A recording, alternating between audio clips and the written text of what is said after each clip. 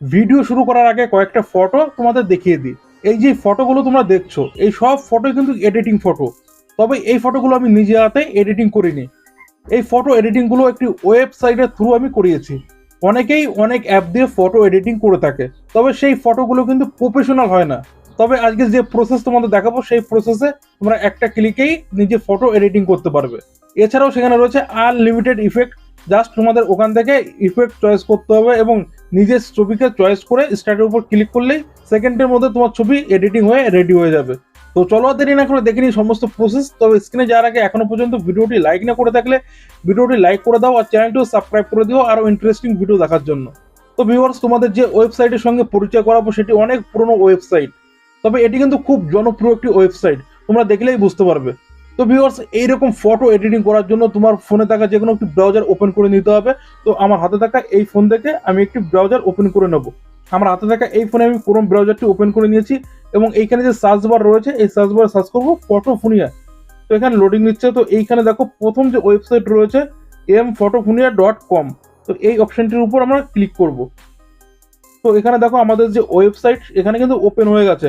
তো প্রথমে যে অপশন রয়েছে নিউ এবং পপুলার, তো এখান থেকে তোমরা যে ইফেক্টগুলো দেখতে পাচ্ছ এখান থেকে তোমাদের মতন করে তোমরা চয়েস করতে পারবে। তো এখান থেকে যদি পপুলার অপশনে ক্লিক করো তাহলে এখানে দেখো অনেক ইফেক্ট রয়েছে যেগুলো বেশিরভাগ মানুষ এইগুলোকে পছন্দ করেছে। তো এখান থেকে আমরা যদি এই ফটোটা এডিটিং করি সেক্ষেত্রে এই ফটোর উপর আমরা ক্লিক করব। এবার নিচে অপশন রয়েছে দেখো চয়েস ফাইল। তো এই অপশনে আমরা ক্লিক করে আমাদের যে ফটো রয়েছে সেটিকে চয়েস করে নেব।